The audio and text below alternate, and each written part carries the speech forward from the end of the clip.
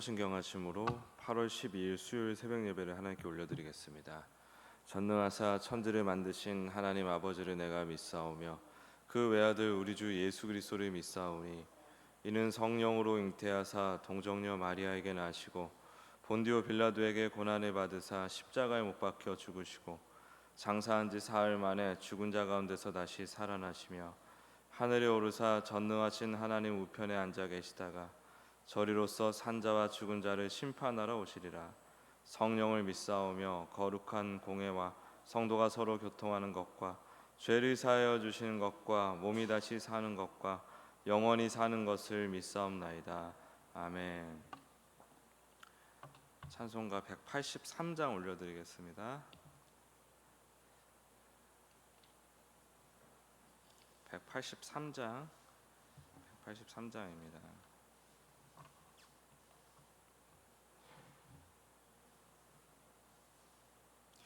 빈들의 마른 풀같이 시들은 나의 영혼 주님이 약속한 성령 간절히 기다리네. 가물어 메마른 땅에 단비를 내리시듯 성령의 단비를 부어 새 생명 주옵소서. 반가운 빗소리 들려 산천이 춤을 추네. 봄비로 내리는 성령 내게도 주옵소서. 가물어 메마른 땅에 단비를 내리시듯 성령의 단비를 부어 새 생명 주옵소서. 절 따라 우로를 내려 조목이 무성하니 갈급한 내 심령 위에 성령을 부으소서. 가물어 메마른 땅에 단비를 내리시듯 성령의 단비를 부어 새 생명 주옵소서. 참되신 사랑의 언약 어길 수 있사오랴. 오늘의 흡족한 은혜 주실 줄 믿습니다. 가물어 메마른 땅에 단비를 내리시듯 성령의 단비를 부어 새 생명 주옵소서. 아멘. 우리 시간 같이 기도하실 때 주일 오전, 오후 또 오후 바이블 티타임 혹은 오후 예배 또 새벽 예배, 수요 예배 등 모든 공적인 예배 모임의 자리에 성도들이 열심히 참여하여서 하나님의 임재를 경험하기 원합니다. 이를 위해서 같이 기도하기 원하고요. 특별히 바이블 티타임의 참여를 위해서 적극적인 참여와 은혜를 위해서 기도해 주시기 바랍니다. 최근 심각한 폭염과 가뭄으로 인한 피해들이 많이 발생하고 있습니다. 생명을 보존해 주시고 피해를 막아 주시고 또 이 땅에 단비를 내려 주셔서 가뭄이 완전히 해결되기를 원합니다. 이를 위해서 같이 기도하기 원하고 또 모든 자연재해로부터 여러 생명들을 지켜 주시옵소서. 우리 주여 한번 부르고 기도드리겠습니다. 주여. 주님 감사합니다. 은혜를 주시고 함께해 주심을 감사합니다. 주여 주께서 우리와 함께 하심으로 주님의 은혜를 간절히 구합니다. 아버지 하나님 주님의 은혜를 간절히 구합니다. 아버지 역사하여 주시옵소서. 주님께서 붙잡아 주시옵소서. 함께하여 주시옵소서. 주님의 은혜를 간절히 구합니다. 아버지 하나님 이 모든 시간 가운데 함께 하시고 자연재해로부터 지켜주시옵소서. 또 우리 예배에 우리 성도님들이 적극 참여하여서 하나님 은혜를 깊이 맛보는 은혜를 허락하여 주시옵소서. 주여 주여 주여, 이 시간 드려지는 모든 기도 제목 가운데 함께하여 주시옵소서. 역사하여 주시옵소서. 하나님, 오늘도 주님 앞에 나왔습니다. 기도하고 말씀을 듣는 가운데 우리의 메마른 땅에 단비를 내려주십시오. 위로를 주시고 살아갈 힘을 주시고 은혜를 주십시오. 또 비전을 주십시오. 앞이 보이지 않아 캄캄합니다. 주님, 우리가 마땅히 보고 걸어가야 될 구체적인 삶의 길을 인도하여 주시옵소서. 감사드리며 예수님의 이름으로 기도드립니다. 아멘. 출애굽기 2장 11절에서 15절까지 같이 보겠습니다.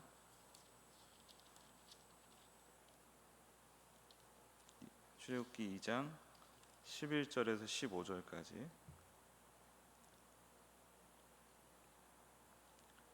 같이 읽겠습니다. 시작.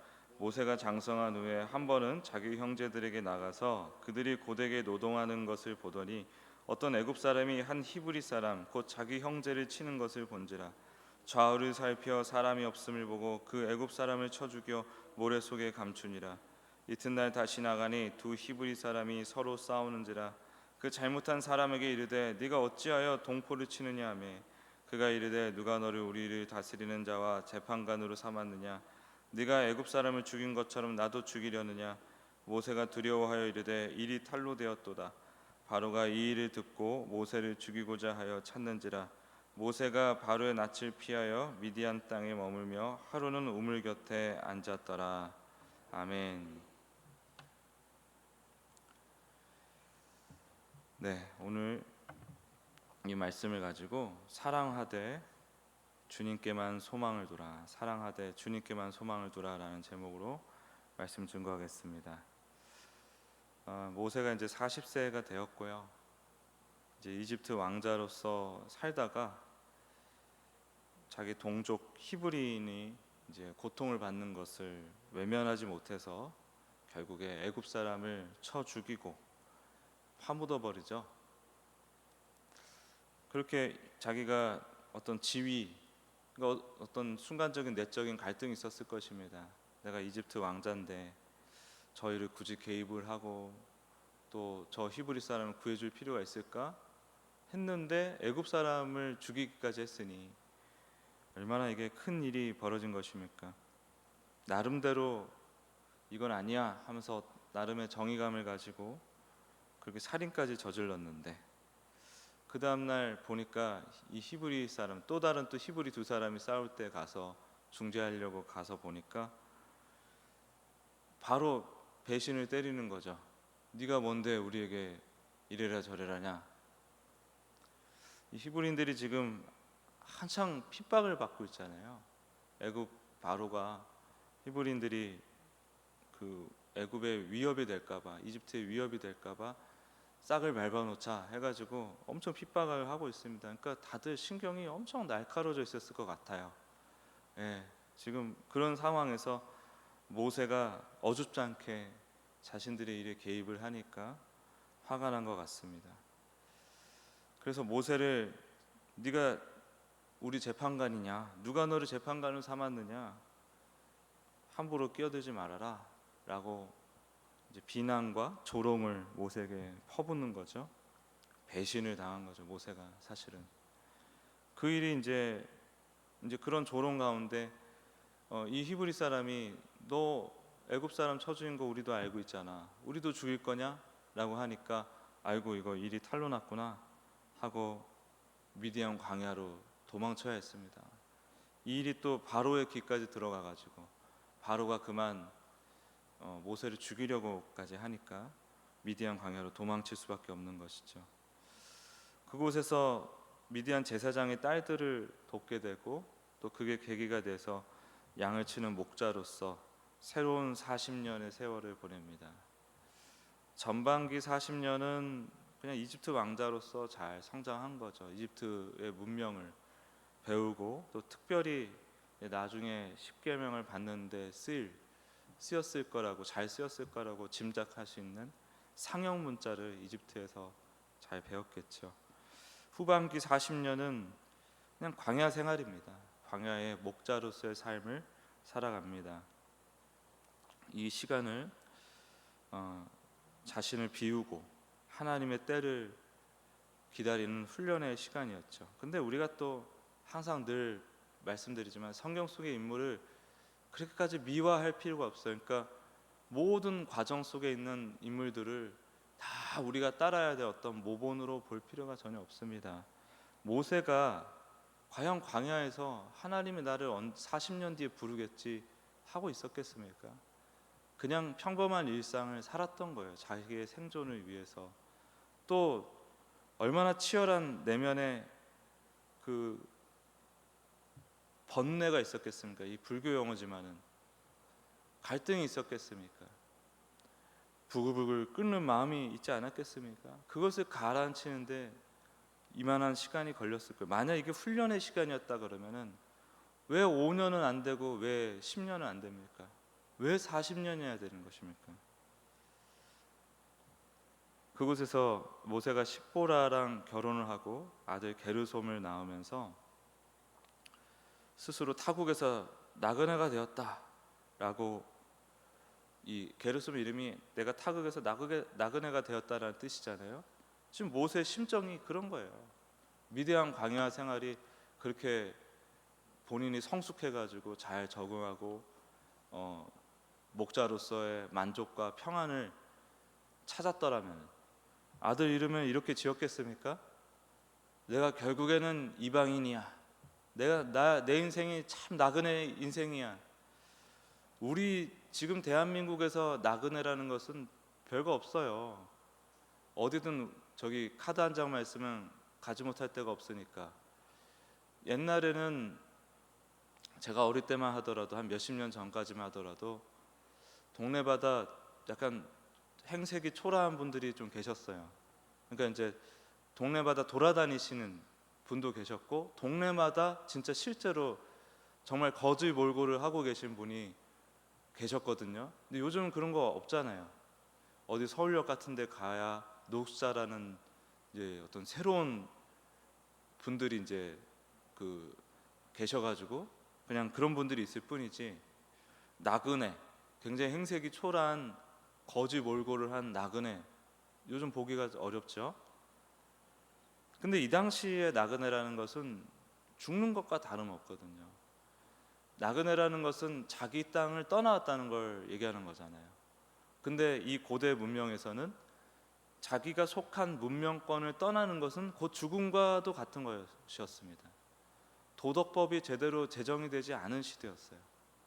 그러니까 제정이 되어 있더라도 사람들은 여전히 약육강식의 본능에 굉장히 충실한 세계였고요.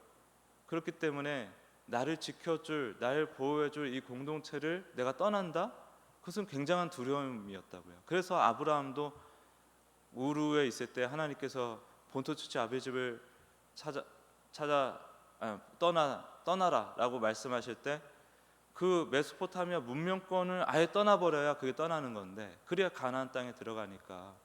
근데 우르랑 비슷한 문명권을 공유하고 있는 하란이라는 곳까지밖에 못 갔거든요.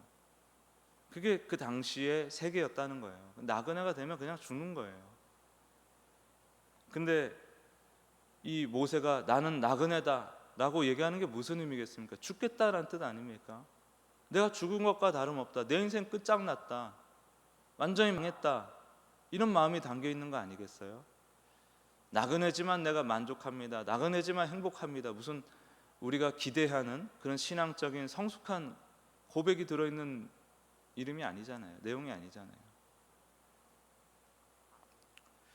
이 기간 동안에 이스라엘 백성은 여전히 애굽에서 고된 노동으로 탄식하고 부르짖고 있었습니다. 그러니까 모세가 떠난 지가 40년이라고 치면 그 40년 동안 이스라엘 백성들은 계속 어떤 그 애굽의 앞자리를 지금 견디고 있는 거예요. 하지만 하나님은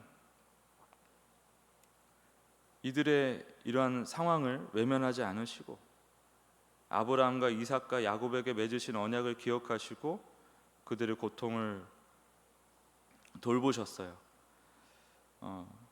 우리는 이 장면들을 통해서 한 가지 중요한 영적 교훈을 얻을 수가 있습니다.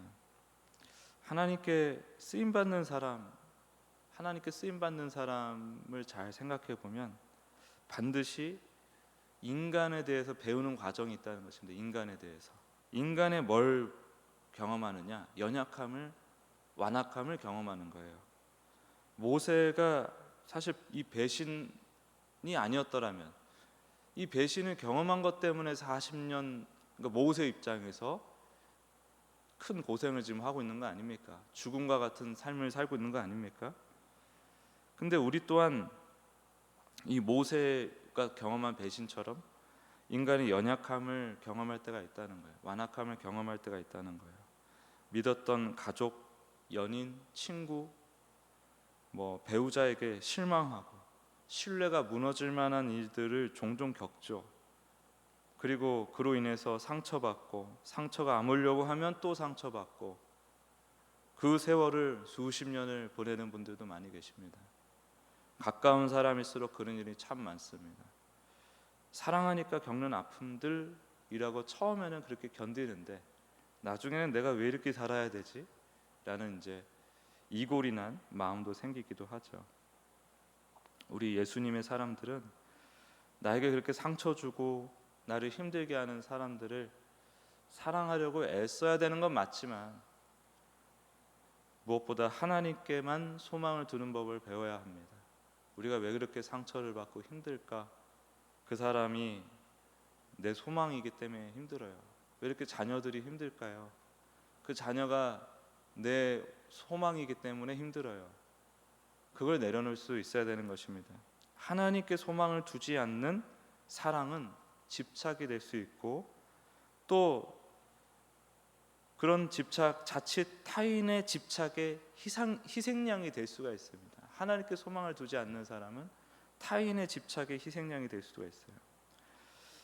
예수님께서는 우리 인류가 겪은 모든 그 배신과 고통을 홀로 다 겪으신 분이십니다. 그리고 그런 가운데서도 순종을 배우신 분이시죠. 우리가 이 삶 속에서 이 여러 관계들, 특별히 이 가까운 관계 속에서 겪는 아픔들, 이거를 단순한 고통으로 치부하지 말고 하나님이 우리를 성장시키고 훈련하시는 되게 기묘한 도구라고 우리가 생각하고 받아들여야 됩니다. 그리고 정말 위험한 지경에 몰아넣는 잘못된 관계가 아닌 이상, 물론 이 관계가 이런 관계인지 아닌지를 구별할 수 있는 지혜도 필요해요. 요즘 그 결핍들이 많아가지고 폭력을 당하는데도 계속해서 남자친구, 여자친구에게 매달리면서 사는 사람들 많아요. 그리고 자식을 너무 인생의 트로피처럼 여겨가지고 그 집착이 너무 과해서 자식이 결혼을 해도 사실 이혼의 원인이 되는 부모들도 많습니다.